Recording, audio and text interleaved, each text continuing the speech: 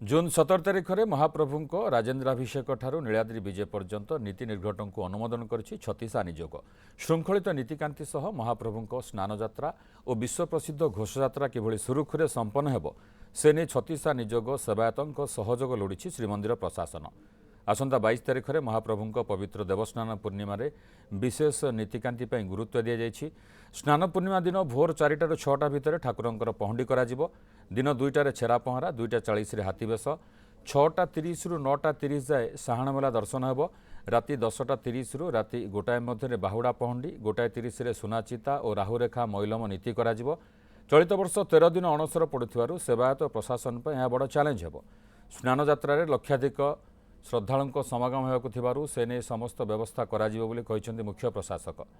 स्नान पूर्णिमा घोषयात्रा को श्रृंखलित करने सेवायतों पक्षर समस्त प्रकार सहयोग करा सेवायत मैंने प्रतिश्रुति देइछन्ति।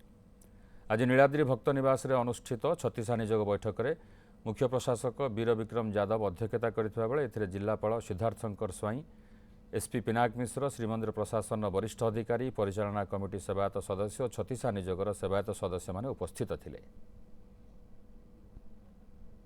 घंटा 36 नियोग तरफ माननीय मुख्यमंत्री महोदय तथा मंत्रिमंडल को स्वागत जनाइले।